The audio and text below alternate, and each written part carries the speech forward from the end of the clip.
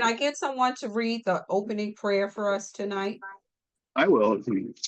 Uh, Dear God, I appreciate the fact that every new day you provide gives me an opportunity to experience new growth. Thank you for today and for this new opportunity. Amen. Amen.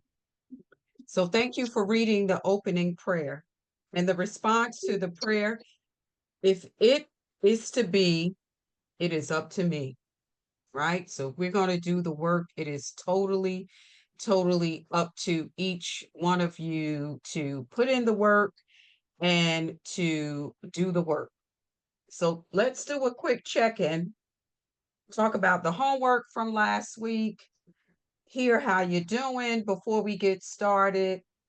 So we can go around the phone, at the screen, and if you like to share how things are going.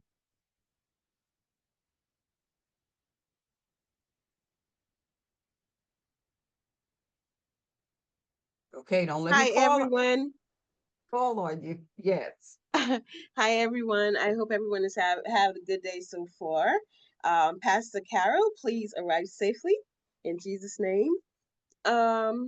I'm doing well with regards to the new what do you call it? New way of living, the new Okay. mottos, the new guidelines for life, no new debt. So I'm really, really paying attention now to when I'm purchasing anything, and I'm making sure that it's a need and not a want, and keeping my receipts and doing the homework and loving this D-free challenge. I enjoying it. Thank you. Thank you. Thank you. So any new surprises or, thank you for sharing that you're really watching what you're spending. And the challenge is really challenging you. So appreciate you sharing that. I walked past my favorite restaurant, and I'm like, the people must be wondering where I am, because I used to be a regular. Like, I always need to get. I My favorite was their grilled chicken salads, and so I Yeah. haven't been there for the year, and so I kind of feel bad just passing them sometimes. But I tell myself I know the reason why I'm doing it. It's to help me get to the next level. So yeah. Yeah. So I am paying Yeah. attention to that. That's great. And you could also treat yourself. If it's just once a month, your favorite restaurant, just go out and treat yourself. But now you're mindful of how much you spend instead of, like a couple of times a week or a few times a month. Make it once a month. Like, you can still do that, but you're conscious of it now. Yeah, I am really conscious of it, and spending more time cooking and enjoying my own cooking than going to the restaurant and spending X amount and coming out full. But then you like, oh, I spent so much money. So Mhm, yeah, but I'm not missing it as much as before. But mhm. now that I'm on this journey, I just want to like continue and make it to the next level, and that's my goal with this whole be free challenge. Right. And we're going to keep you accountable. That's your goal. We're going to hold you to it. So thank you for sharing. Amen. Anyone else? I well, I put some ideas in place and speaking to my family, and we seem to be working out with some of the strategies that I put in place, cutting back on spending, um, and trying to make sure we have good food in the house. Make sure we keep the refrigerator stocked so that we don't have to eat out so much.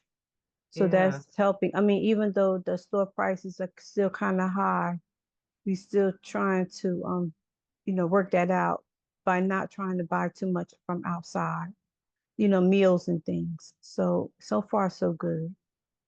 And Good, good. I just had Mhm. one issue regarding the book you put in the chat last week. Um I I think I clicked it off when I got off. So if you can send that again. Sure. The link for the book. Okay. Yes, please. All Thank right. you. I'll drop it in there again before we get off the call. Okay. How do you, one question on that. Once I press on it, will it stay on my screen once it's open on my screen? No, you'll need to save the link, like save it to a document or save it on your desktop so that you Okay. have it and you can go back to it. Okay. Thank you very much. You're welcome. You're welcome. Anyone else care to share? I can go next. Sure. I think for me, I'm trying to be more mindful about doing like purchasing what I need and not what I want. And I've realized that my issue is that I like nice things. And I also like going out with my friends and having a social life and liking nice things is expensive. And things add up. So just trying to be more intentional. Okay, like I don't have to go out like all the time with my friends, or suggesting that we do things that are either free or more cost effective, and also just trying to be more intentional. Like if I don't need it, don't buy it. Yeah. And it's okay to like nice things. There is absolutely nothing wrong with liking nice things, but just prepare for it. Like you plan for the nice things that you like. And, again, you want to go out with your friends, you can go out with them, but not as much, right? Because now Right. you're planning and you're more conscious of it. Again, going back to, where I was just saying to Josie, is that correct? Instead of eating out a few times a month, Yes, once ma'am. a month. Mhm. So, the same with your friends. Instead of going out a few times a month, once a month, and you share with them why you have cut back and get them involved with D-Free as well. That's good advice. Thank you. You're welcome. Anyone else, Joe? Yeah, so for me, I actually am focused on we have a community coffee machine at work, Mm-hmm. and the boss ordered coffees and even got decaf because I don't drink caffeinated coffee anymore. So I'm not spending on the Starbucks. So what I've been doing is I've been taking that money and I added it up for the week. And then what I'm going to do is use that to pay down my credit card. Yes. I love it. Way I to go, love So it. I Joe. love yeah, it. I mean, I didn't realize how much I was addicted to Starbucks. I hate to say a Dunkin' Donuts either way, but yeah. It So adds that's that. up, right? When Yeah, it when adds you're up quick. when you're conscious of the spending, you're like, wow. So let me ask this. How much were you spending a week in Starbucks? Oh my Lord. So between the two, because I work in New York City, it's Mm-hmm. $12 a morning times five, that's $60 a week.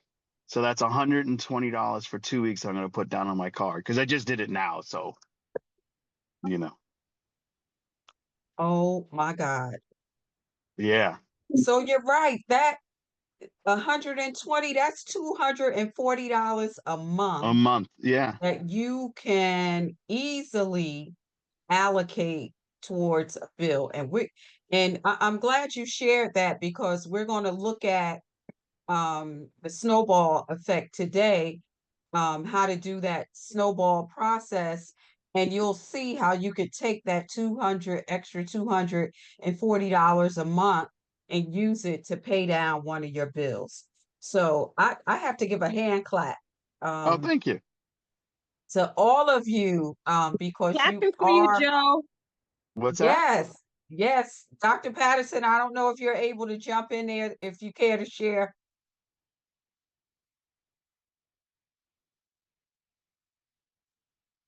Okay, she may not be in a location where she's able to share. But I am so proud of each of you. That is just so awesome that you are actually doing the work.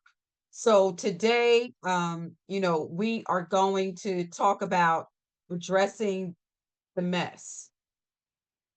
And I hope you read the chapter and make sure you're doing the homework. So by the end of this session, we're going to acknowledge financial behaviors that lead to debt, understand the spiritual and emotional cost of denial, and begin telling the truth about your money story. Identify spending triggers and also commit to honest self-reflection. And you're already on your way to doing some of these things, just sharing in the check-in today. So let me move on. So also want everyone to remember the D-Free Pledge, apply biblical principles for managing my finances, keep my expenses below my income, pay my bills on time, invest in assets that grow in value, and contribute to my church and its ministries. So, how many of you were able to complete some of the forms, the worksheet forms that were in the Google Drive? Did anybody, start filling those out? So far, yes, I did. Okay. All right.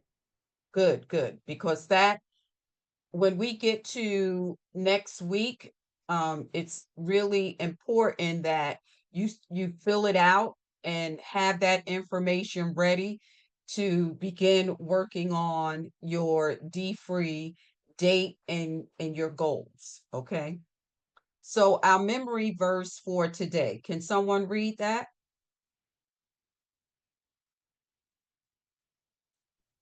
I can read it. Sure.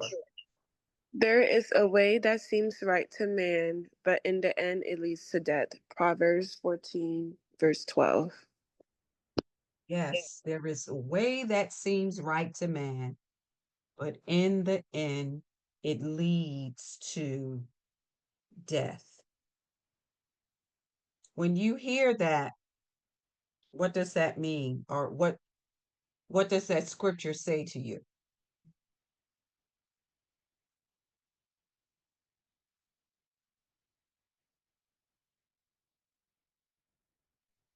Is that kind of like the path that you are taking that you think is right is not? And it leads to death as it relates to your finances. It makes you broke. Yeah. Yeah.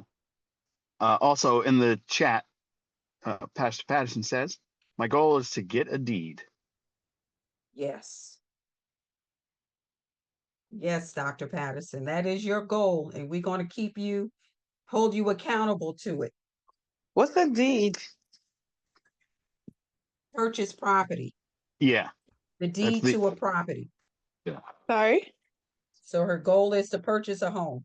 Oh, that's what a deed is. Okay. Mhm. Thank you. Yes, you're welcome. So, many of us have spending habits or financial strategies that seem right, using credit cards to make ends meet, leasing luxury cars, or taking out payday loans, believing they are managing just fine. A lot of people take out payday loans, and sometimes the interest rate is 750% higher than if you were to take out a loan through a regular loan provider, a bank, or a financing company. And many people who don't have good credit, we see these payday loan stores in low income communities. It's quick cash, and you never get ahead with a payday loan. In fact, it places you further behind when you start borrowing with payday loans. And one thing that Dr. Buster Soares did is challenge these payday loan companies, and even fought against a number of them being closed in Black communities. I know when I go to the South, like the Atlanta area, you see payday loan places in low income areas. So we have to stay away from that. And, you know, leasing cars that we know we can't afford, or buying things that we know we can't afford, because it leads to death of us financially, and can't stress enough, death to us spiritually and mentally when we have issues with finances. So today we're going to talk about some of the barriers. The goal of this session is to address our financial mess by addressing the barriers we have, and by getting financially organized. So getting financially organized is getting our bills in order. And April, I think you shared with us on the last class that you did that. You pulled everything together and started looking at it, right? Yes, yes, But you just have not placed it in the spreadsheet or the worksheet that I provided. Is that correct? right, because I didn't have the spreadsheet because of the Okay. email. So I'm going to go through that today, which will help you when you begin to place your bills on the spreadsheet. Did Okay. anyone else gather all of their bills and, look at what you're paying out each month? Unfortunately. Oh, more. Say more, say more. I had more credit cards than I should have. That's my biggest mistake for sure. I actually, once I listed it all out and calculated what I was paying, I was shocked. Mm, wow. Yeah. So good thing I'm saving on that coffee. That is so true, Joe. I can't believe people pay that much for Starbucks. And trust and believe you're not the only one. So don't feel ashamed. Don't feel bad about it. Just be grateful for the awareness that now you know to change that behavior, right?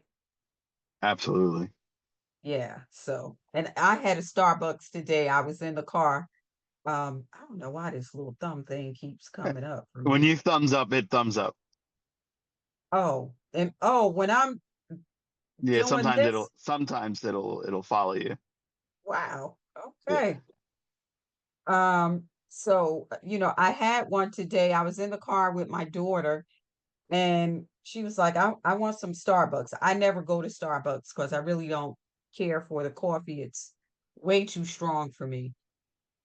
And she ordered for us, so I don't even know what it costs. Mm.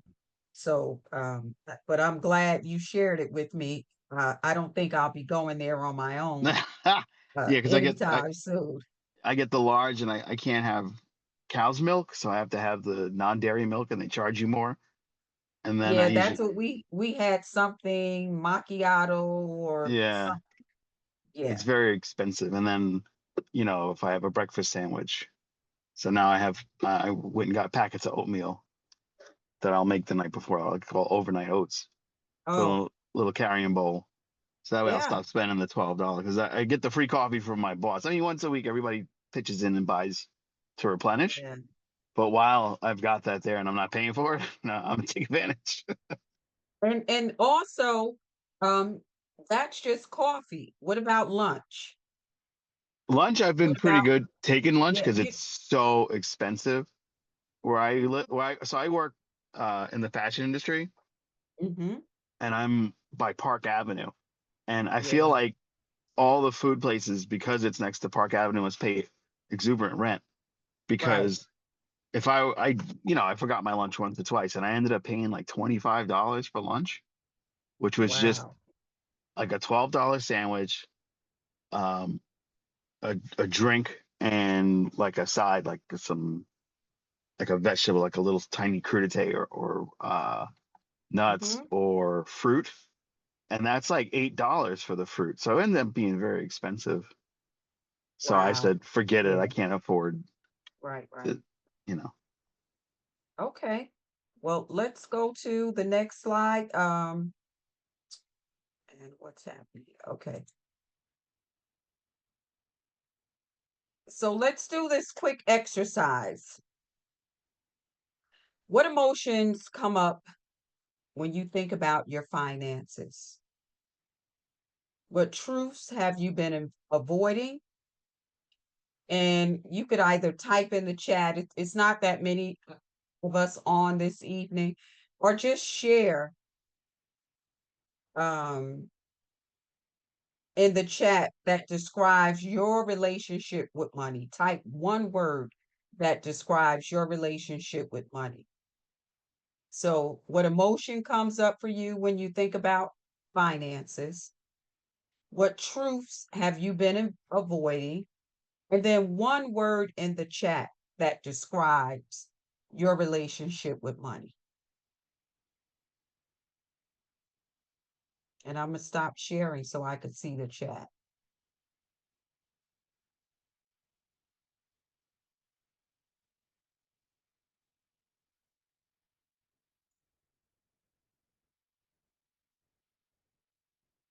Or if you don't want to type it in, just share it.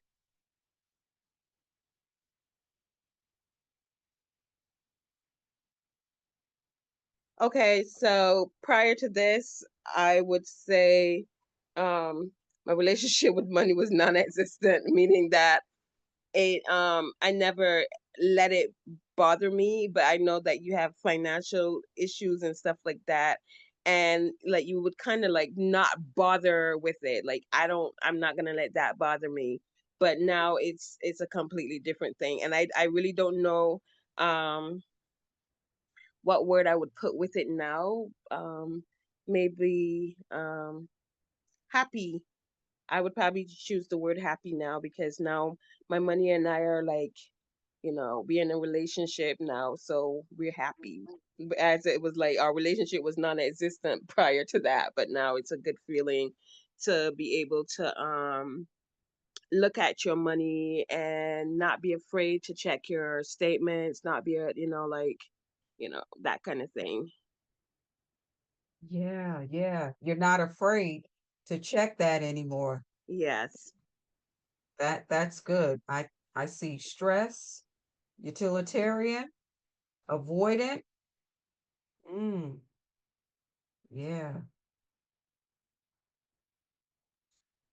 Utilitarian for me is that money is a tool that I use when how I see fit, when I see fit. Yeah, that's good. A tool, right?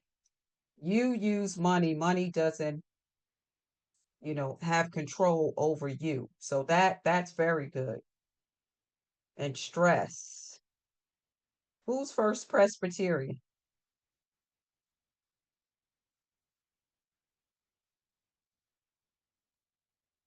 Elder April, is that you or Joe tonight? That's me. Oh, Yes. that's you, Joe. Okay, Yeah. all right. I mean, this is helping me a lot in many ways because Mhm. I always thought it was like, "Oh, I got to have my money in here and I got to do whatever I can do to make sure I have it to pay the mortgage, pay the car, pay the utilities and everything."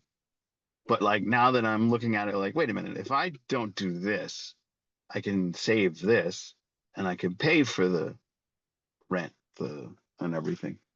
So Yes. it's starting to like ease a little bit because I mean, I had a lot of stuff going on. We won't get into that, but everybody else knows. But now it's like an awakening, so to speak. Yeah, yeah. And just think about it. We're only in the third week, right? And look at the awareness that each of you have in just 3 weeks. So we'll be dancing and singing by the end of the eighth week. So kudos to all of you. Anyone else before I move on?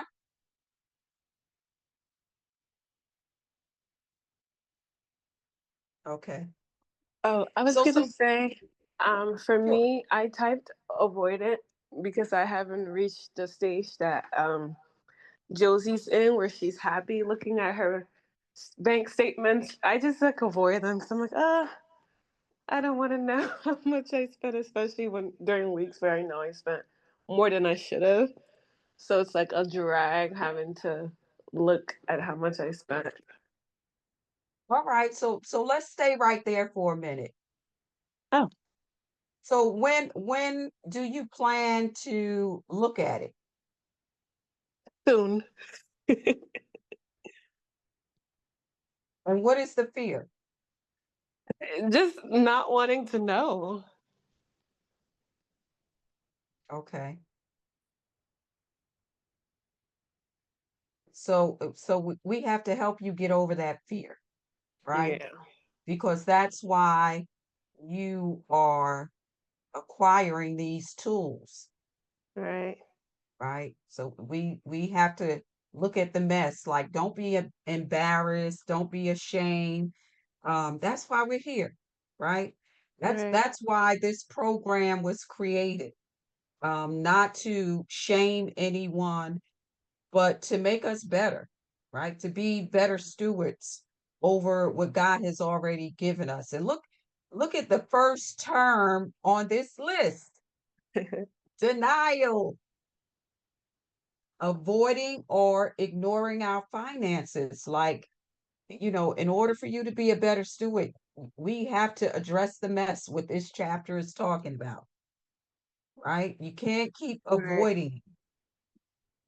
So I'm holding you accountable when we meet next week, that you will say, Dr. Carter, I did it. Okay, I looked at it.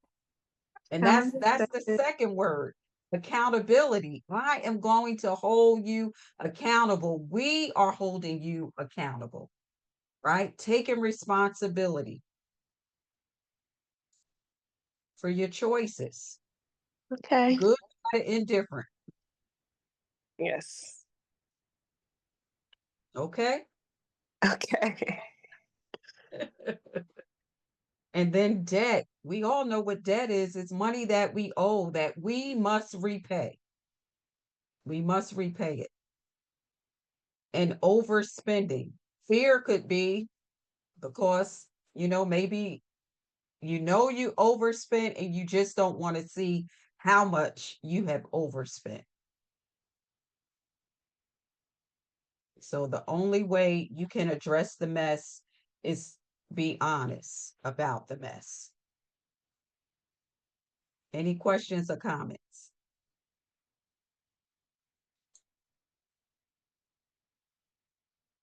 So let's look at in the reading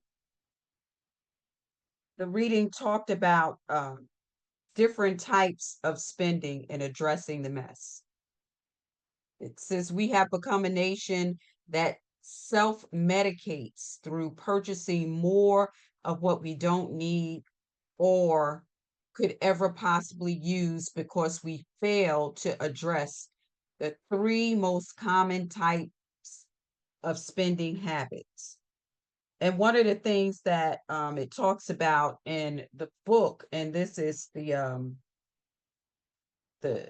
smaller book of Decree, um, one of the greatest signs of discontent in our society today is commercial storage facilities.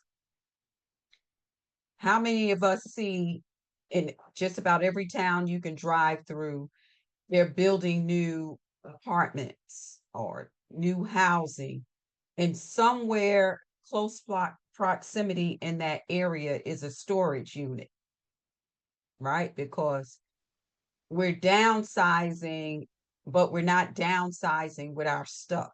So we're paying all this money in a storage unit that we probably never go to. but we're constantly paying this monthly fee on a storage unit of things that we just need to get rid of. So let's look at the three types of spending that is talked about in the book. The first one is compensatory spending, purchases made to compensate for a perceived weakness, insecurity, or deficiencies in our character or well-being. So what compensatory spending is, is simply put, we become consumers who are trying to compensate for these weakness, insecurities, and perceived deficiencies. We try to define ourselves, create an identity, and express our feelings by what we wear, drive, where we work and shop, even where we go to church. So, in other words, we're trying to keep up with the Joneses, Mhm. spending what we don't have because of an image that we would like to portray. So that's compensatory spending. And then conspicuous, purchases made to project an elite economic status, right? We're trying to um elevate. You know, we want to have things knowing that we can't afford it, but we think we're in control of our money, but our psychological dependency and emotionally motivated expenditures reveal just the contrary. Our money is controlling us. And then confused spending. We just buy just because. Wasteful or thoughtless spending due to haste or lack of financial literacy, right? We're spending things, never count the cost. We just spend. I want things. It could be something you want to do in your house. You may want to buy a new living room set just because I work hard every day and I deserve to have this living room set. I won't say it's all clothes. It could be jewelry. It could be a number of things that you want to purchase. I mean, we do it all the time. If you go to the supermarket and you're hungry, you buy all this stuff in the supermarket and end up throwing it out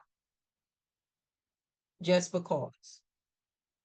And when we look at these three types of spending habits, we also want to, I also want to throw in there um, gifts, like when we're giving gifts that we know we can't afford because we go to a party or we're invited to something, we have to add that line item into our monthly budget, because some people get invited to a number of things. If you have children, you get invited to a lot of kids' parties, but you have to put a limit on that because when you look at it, you could spend a couple of $100s a month in gifts. You know, if some people may say, well, if it's someone I really like, I'll spend this much. And if it's so, I'll spend this much. It's graduation season. You may get invited to a number of graduation celebrations. What is your limit on the number of gifts, the amount of gifts that you plan to give? So let's look at some of the wasteful spending when it comes to compensatory spending, parents spending on children to compensate for emotional wellness of children, perceived lack or deficiencies in parenting. So $300 a month could easily go to $3,600 a year. Josie, I see your hand is up.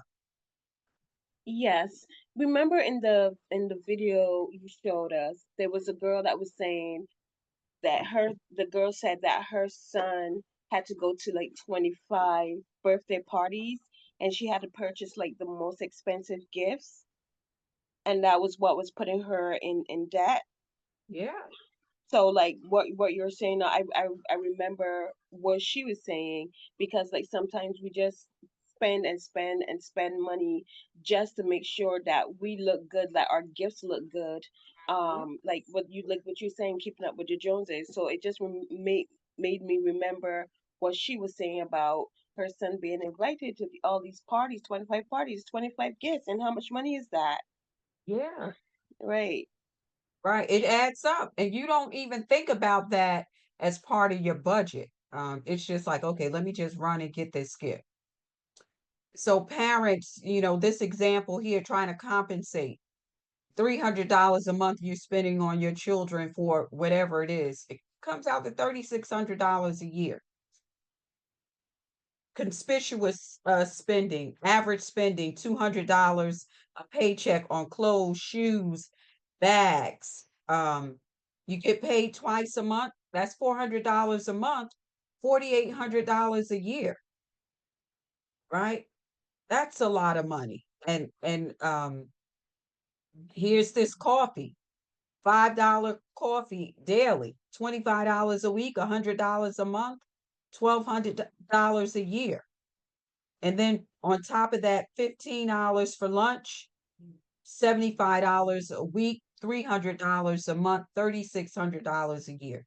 So if we just cut back in the three areas here, look how much money you would save and how you could add that to becoming debt free. Dr. Carter, Yes. I just want to encourage and commend Salamine for even being here. She's the youngest among us. And if any of us had been exposed to this information at her age, we would be so much better off. So I think Yeah. it's awesome that she's here. And even though, Salamine, you might not want to look right now, the fact that you're getting this information, you're going to be proud to look and able to pass this on and set some of people in your generation financially free. That is so Pastor true. Well said, Carol. Pastor Carol. Well said. Well said. Thank you for the message. Salamine, we'll have you teaching the next class. I don't know about that. No, Dr. Carter's a prophet because we said we were going to teach it to our young people, Salamine. They'll Oh, relate to you. Come on, Jesus. Hallelujah. Speak it, Pastor. You heard. All right. So we're getting ready to like really get into the thick of things now. Um, I'm how sorry, is your Dr. credit? Carter. Just one more thing. I apologize. Elder Sure. April expressed an interest in wanting to get certified to teach the class. So Salamine and Elder April together, intergenerational knowledge, it will be awesome. Amen. Amen. We seal that in Jesus' name.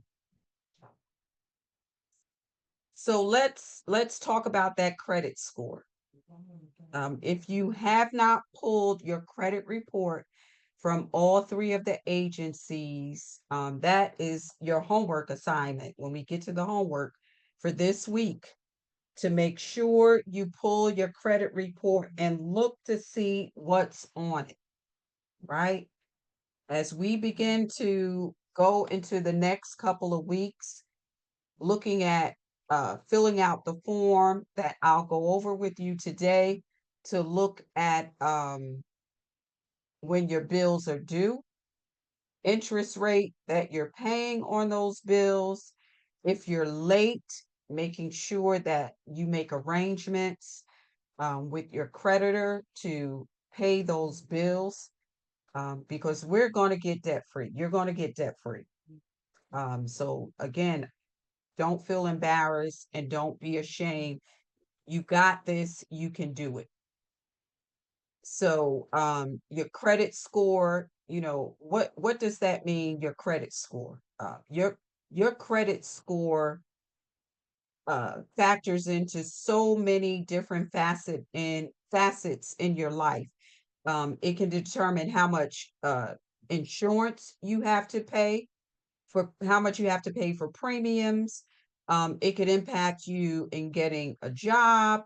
It could also impact in getting an apartment, and definitely impact you in receiving a home mortgage and any type of loans. Like when your credit score is low, you are looked at as a credit risk, and sometimes you may just not have enough credit.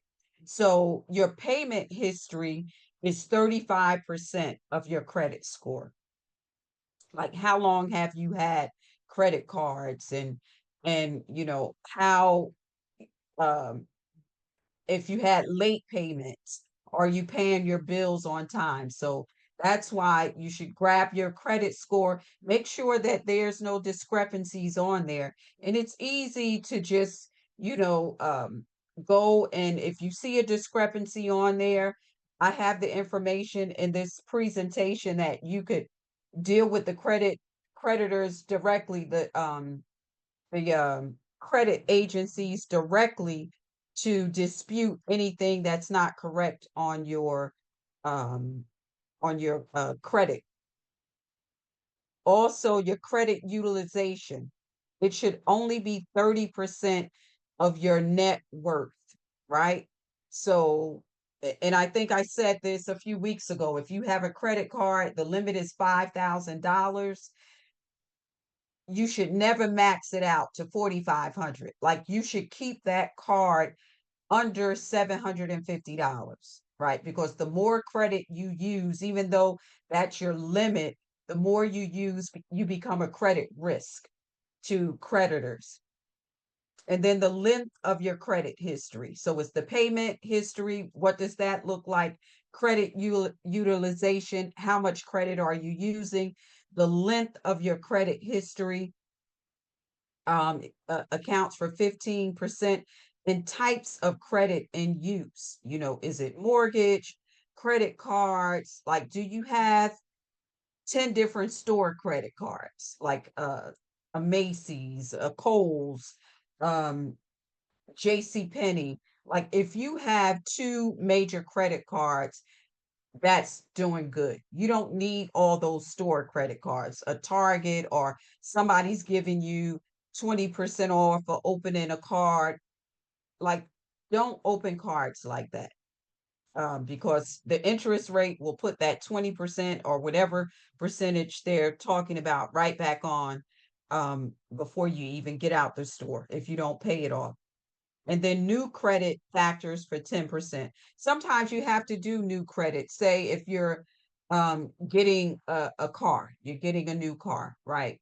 So things like that, it will hit your credit, but as you pay, it'll balance itself out. So here are the three credit agencies: Equifax, Experian, and TransUnion. This slide will be in the Google folder, so you could just click on it and pull up this information. All right. Any questions or comments?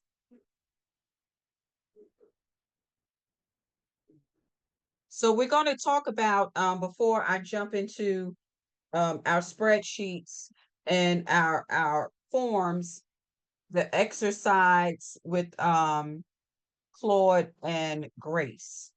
So anybody care to share um, the reading on Claude and Grace and their story?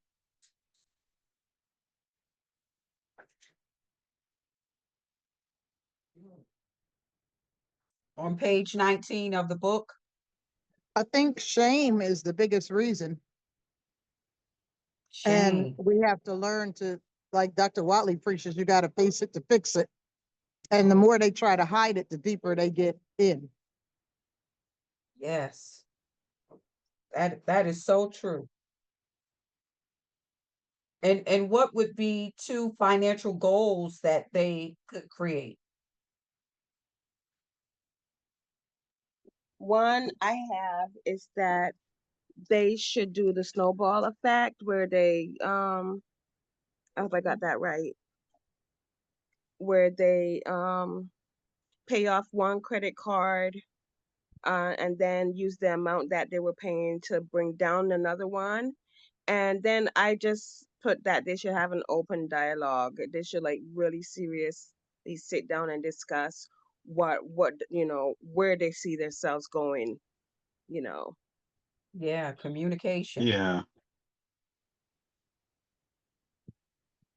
I thought Yes. that, I'm sorry, I thought that they should like Josie said, sit down and talk more and not try to avoid the situation. Mm-hmm. And that they should, when they do sit down, they should come up with a budget and and like you said, write down their bills and come up with a budget that they each can agree on instead of Mm-hmm. brushing it under the rug. Yes. And that's why I stress that, if you're married, April, thank you for saying you already start sharing the information with your family, because one person can't do this alone if you're in a household with others. You have to, get everyone involved. Talk about what you're learning here. Show them, the books. One thing that we can do, that we sometimes do in our community, is we hide from our children, about finances, about bills. Our children don't see that and always understand that. And this is a good opportunity to share the information. Hey, this is what I'm doing. Like, these are the bills that we pay each month. And children may, when they have an actual something in front of them, they can see, well, wow, mom and dad, this is the money that comes into the house, and this is everything that goes out. This is it. Finances is nothing to hide, right? We have to be upfront and open about it with everyone in our household so that they can understand. So let's get into looking at the snowball strategy. Let me stop sharing because I want to share a different. Can I just make one observation as you get us into it? When Sure. you talk about parents sharing with kids, my parents never kept our household credit cards in their wallets with them every day, so they wouldn't be tempted to do extra Hmm. spending. They stayed in a strong box in the house, and if you were going to make a purchase, you brought the card to the store, made the purchase, and put the card back. And I think us having all these cards in our wallets and our economy being built on debt causes us to do this kind of spending because it's right there with us. Yes. That's a great point. It's on our phones now too. Right. Yeah, Just that's tap totally it. good. Yeah, That's a nice thought. Yeah. Hmm. that's a great point. So, okay, I am going to share my screen again, and hopefully I can have these two items on the screen together so we can see it.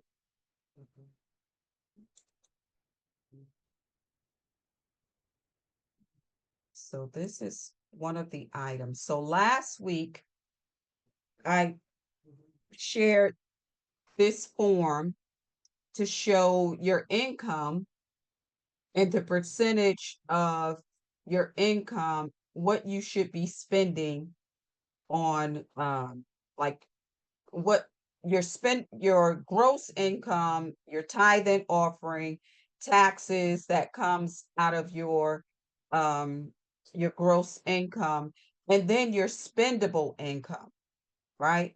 So I showed this is for a family of four. The income is $55,000 a year. Tithe and offering would be 5,500. Your taxes is based on 18%, right? For a family of four is $10,000 a year. Like, the taxes you can't get away from, right? Everyone may not be up to giving a tenth of their income. But if you were to give it on this dollar amount, it's $55,000. On $55,000, it would be 5,500. So your net spendable income is $39,490. So that's the amount that you get to live off of after you take care of your tithe, your offering, and your taxes. $3,900. Okay. And again, this is based off of $55,000 a year. So for your housing, 30% of your income goes towards your housing. So you would take $39,000, 39,490 times 30% would give you $11,000, $11,847 a year, which comes out to $987 a month. And based off of this income guideline, your housing a month should be $987 a month. So your food is 12%. And you go down the line and do that with each of these categories off of your net spendable income. And this last column is what it would look like each month. So your spendable income for the month is $32.88 based off of this salary. And you can see that you're only $2, you only have $2 extra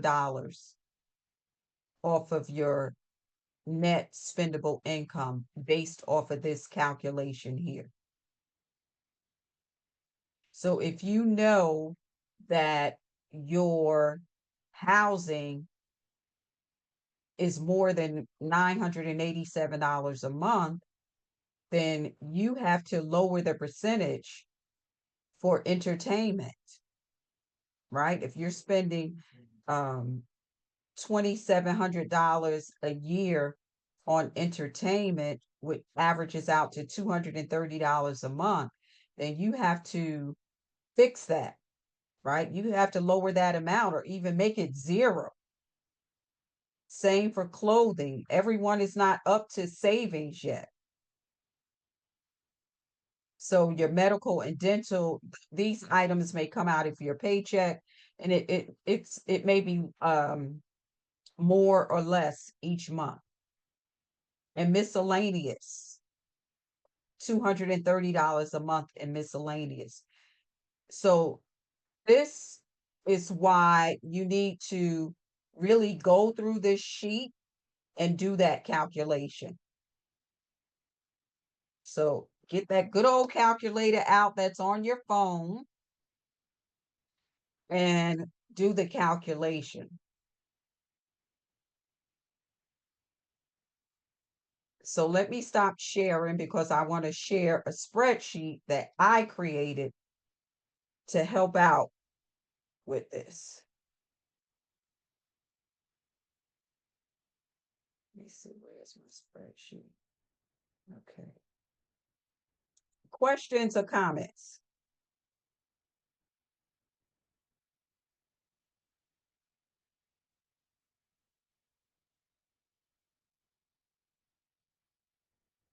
No questions?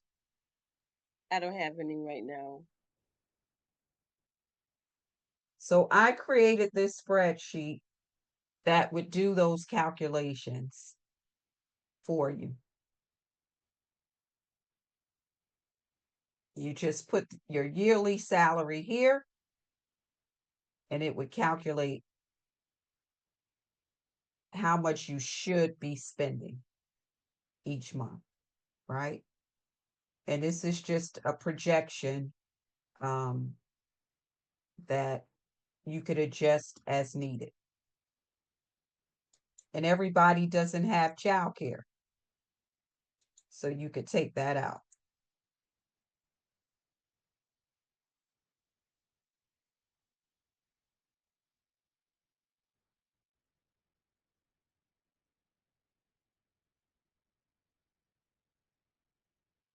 So I'll drop this spreadsheet in the Google Drive, and you could make a copy of it, and just play around with the numbers for yourself. And let me know if you have any questions.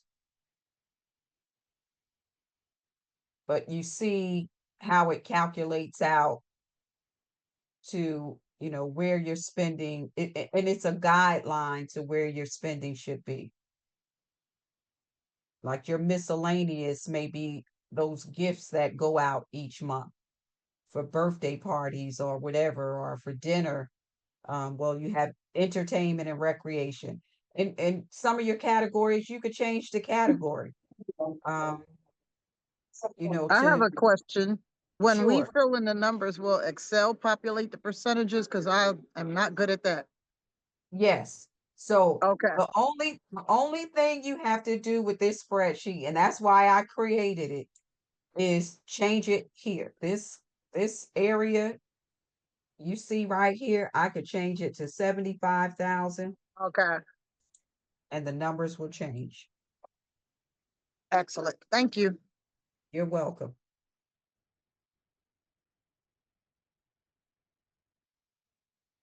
So again, please let me know if there's any questions.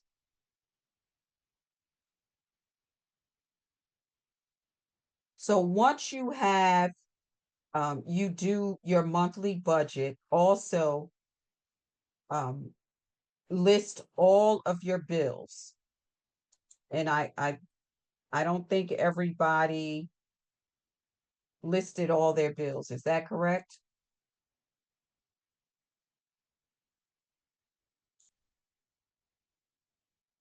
So and I put a couple of I'm going to give you this spreadsheet as well, because it's one that's a little more detailed, but this blank one here is very simple.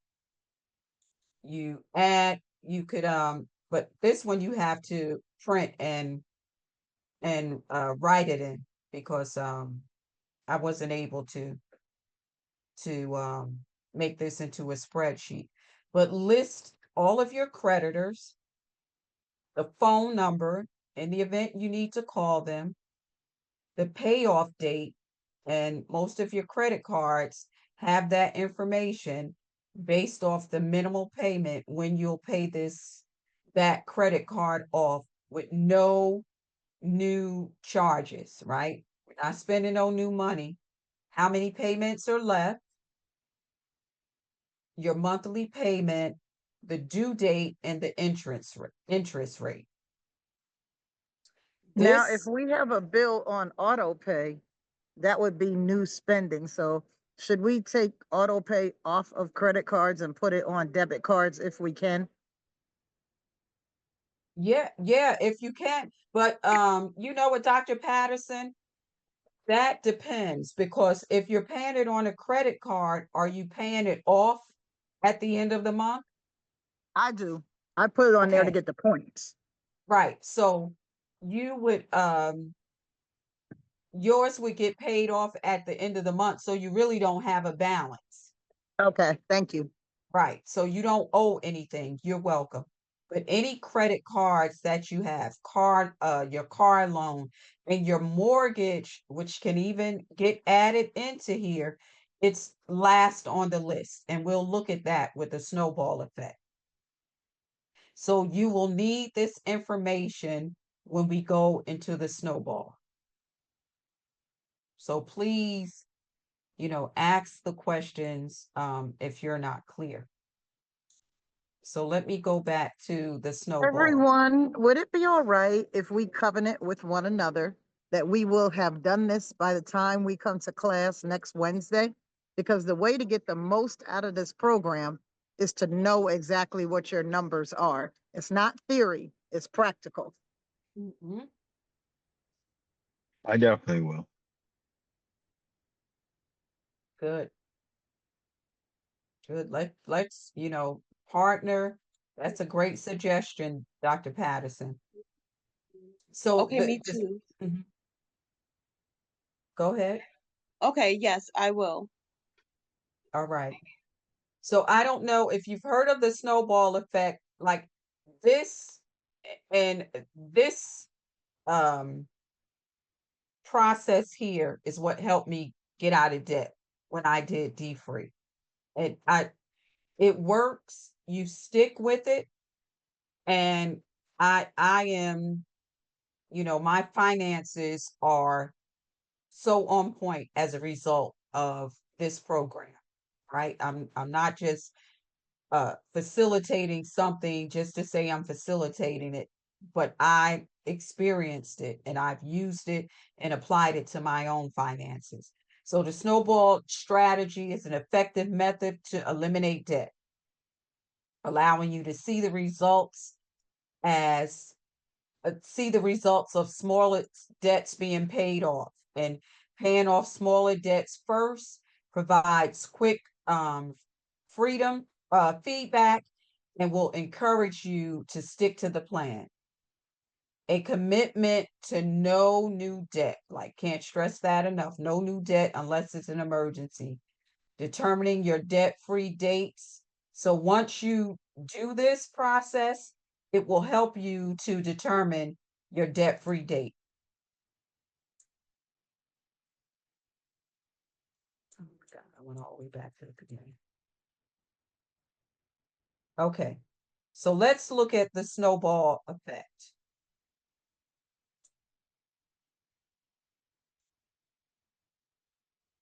So what's going on here?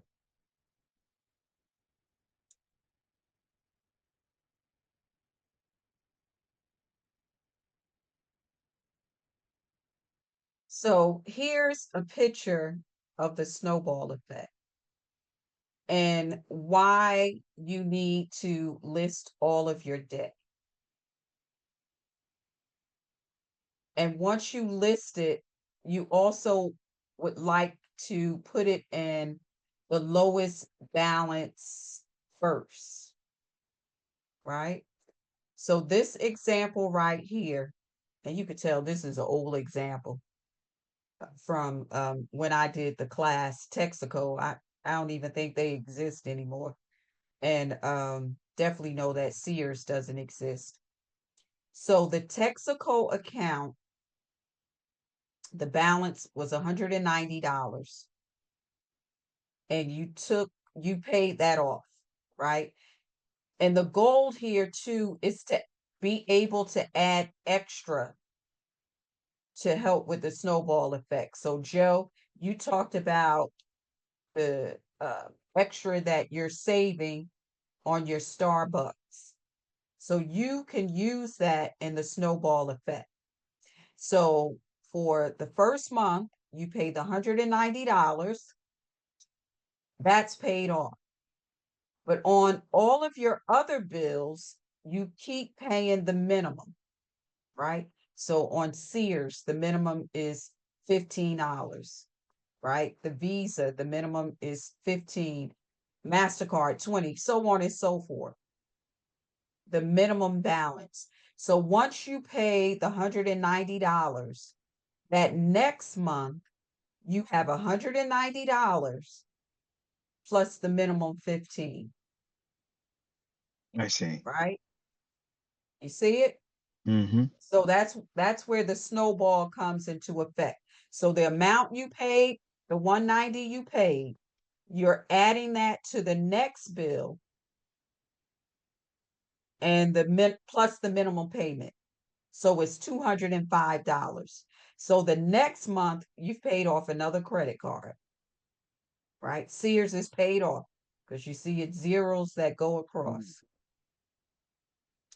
What time is it? I want to stay on time. And then the third card, so now we're already in month 3. 2 cards are paid off. So you take that 205 plus that 15, which makes it 350, right? Because your beginning balance was 350 plus the $15. So now your balance is only $95. here. So by the third month, by the fifth month, you paid off 3 credit cards. Again, the goal is to have extra money that you can apply to this snowball effect.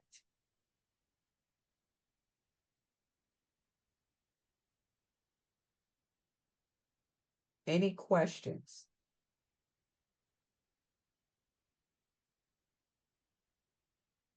So what we're going to do is get our D-free date.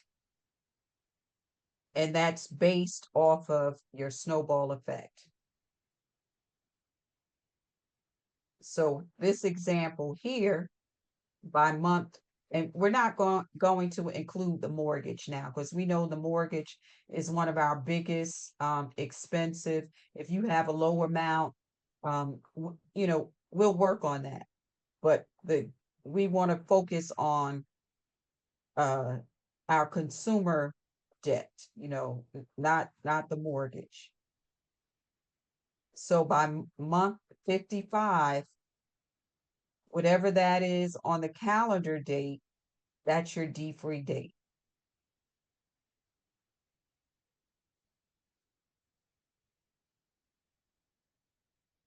Any questions?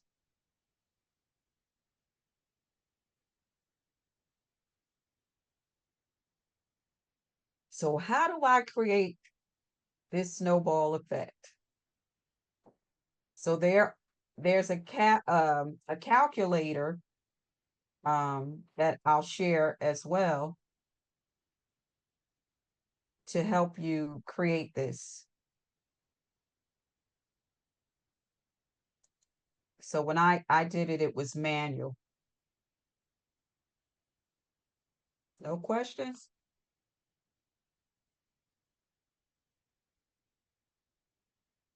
Let me pull up that calculator.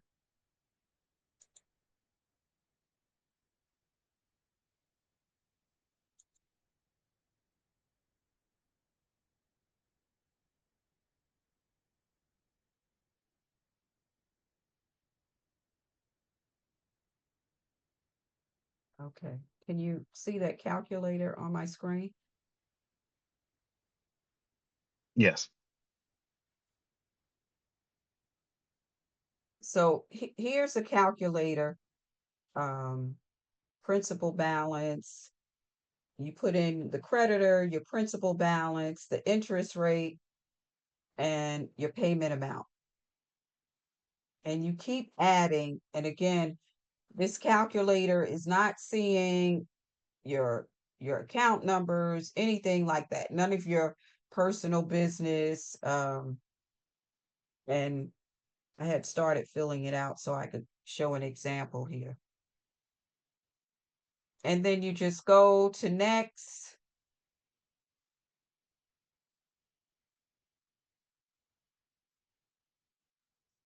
And extra payment, you could say 25. I'm just putting in numbers. Calculate result. Like you don't have to subscribe to anything or anything like that. And it gives you your snowball.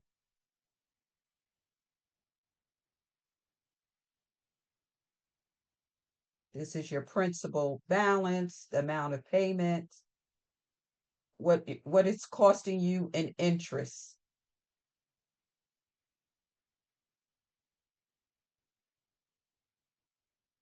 And how much you would save. So currently it would take 12 months, and doing this, it would be 8 months.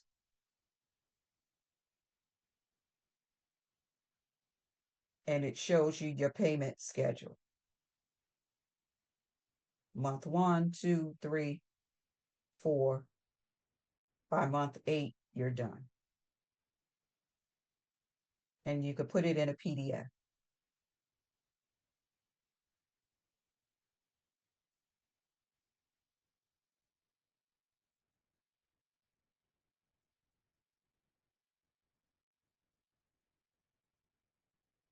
Any questions? quiet out there. No, we're listening. We're really listening. They are listening. And I know you may have some questions, but please just let me know if you're not sure about something, because it is a lot to take in.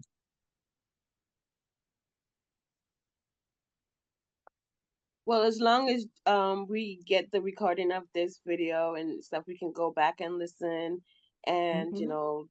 connect the dots, so to speak. I'll make sure that it's available by Monday. Okay, thank you, Joe. Of course. Okay, now let me go back a couple of more slides I want to share with you before we close out tonight.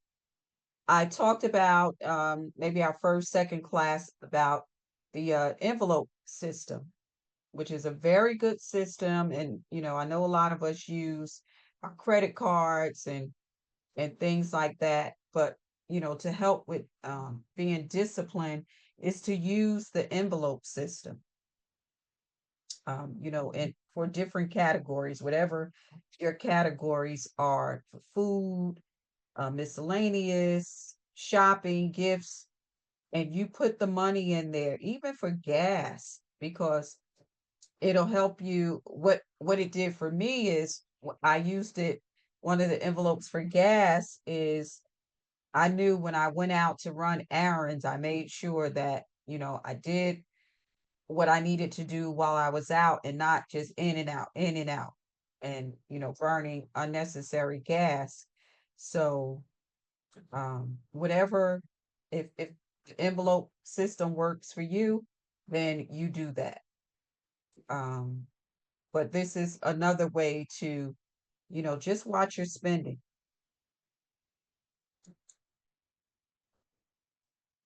And remember the top 10 rules.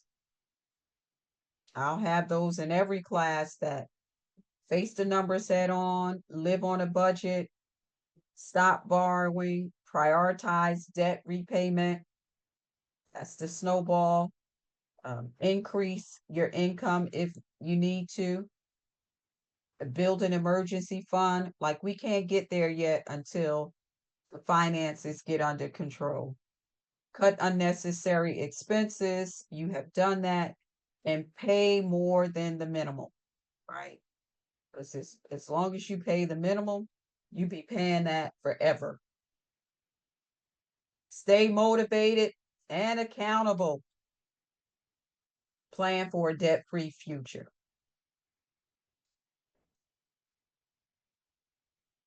And then our homework. Read chapter 3. Adjust the attitude in the workbook. Complete the activities at the back of the chapter. Start filling in your snowball strategy to obtain your debt-free date by the end of the 5th session, which is May 28th. And then obtain a copy of your credit report from all 3 credit bureaus and go through it like a fine-tooth comb. And if there's anything that's not correct or stands out, address it. Yes. Me? Joe? Yeah.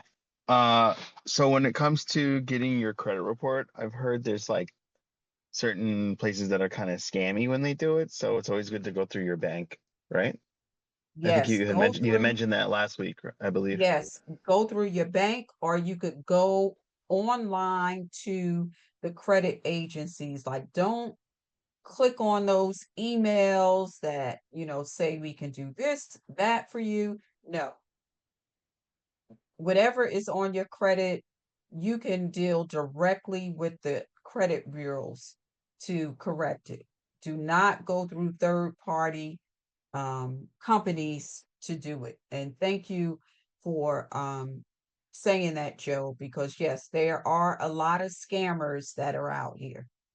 And most of your banks now have tools that you can sign up and, put monitoring on your credit, and you know, check your credit report, re- get it from all three agents because your numbers could vary, your credit score could vary between the three agents by a couple of points. So go through and make sure everything is the same. Your name is spelled correctly, places that you lived, you know, that there's no discrepancy in places that you lived or work. Just make sure all those things are correct. Can these be obtained for free or do you have to pay for them? Free. It's for free. So years ago, you were only able to get a copy of your credit report once a year from all three agencies. Now, it depending upon your bank, you could just go on like if you have Chase, they have like a credit reporting tool that you could just click on it and get your report.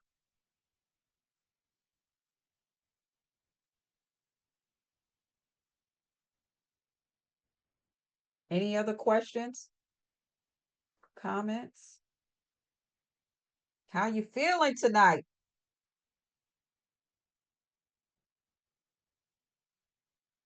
Okay. Feeling good. I'm personally right. excited about the snowball strategy. Yeah, me too. This is new, completely new, so I think that's going to be a huge asset for me. Yeah, This is looking Yeah. awesome. forward Agreed. to I using it. totally agree with that. Yeah. You know, the Yeah. one thing that I really love tonight, that I mean, I loved a lot of stuff, but that April sat down with her family and went through, this whole D-free challenge with her family, and I think that that's what we should all do, even though we're individuals and we're on here, we should take it to our families. So kudos, April. Yes. Kudos to April. And really to all of you because you have made great strides in a couple of weeks with your finances. So, hats Amen off to to all that. of you. Like you've all achieved some goal that you didn't have prior to starting. So Amen. that's a blessing in itself. Yeah. So would someone like to read our closing prayer? Yvonne put something in the chat. Oh, okay. Let me check it. It's a question asked and answered. If you go through your bank or the agency, no. What does that mean? Can checking your Elder credit Yvonne report? was asking if checking her No, score would lower her score, and Joe told her no. no, it won't. It won't lower your score. Yeah, No, if you go that's a to good question. your bank or the credit card agencies, it won't, Yeah, it won't. because it's not a, what is it called? Hard something? Hard What, hit or checking something. your score? No, if somebody does an inquiry that's not through your bank, there's Like like if you a try to purchase a big purchase like a car or something, that can lower your score, but Right, not that right. checking can it yourself. lower it. But if you have like a credit card, and they want to increase your credit, say you have a Chase Visa card, and they say, okay, we want to increase this customer's credit, and they will do a soft inquiry on your credit. That doesn't impact.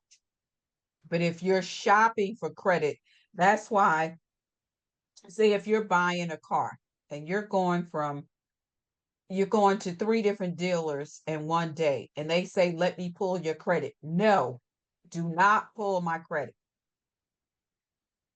Like each of you should be able to know what your credit is before you walk in to a store or to make a purchase before they check your credit, right?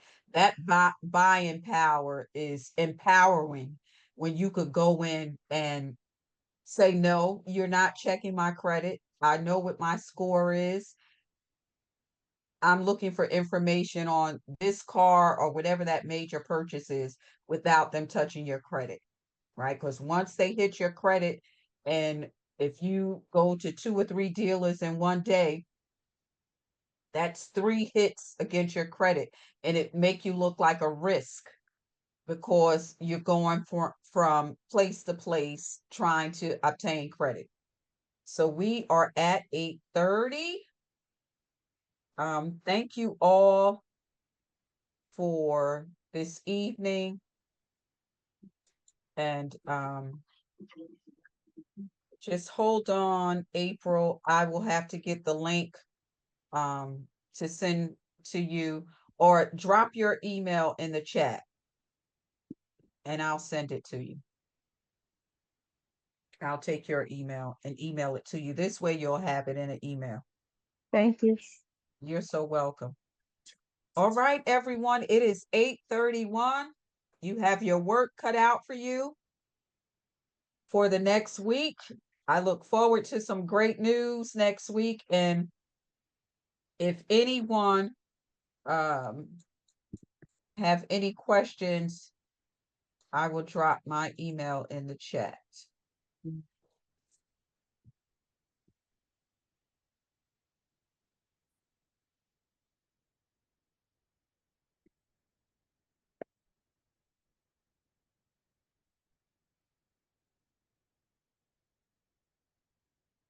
All right.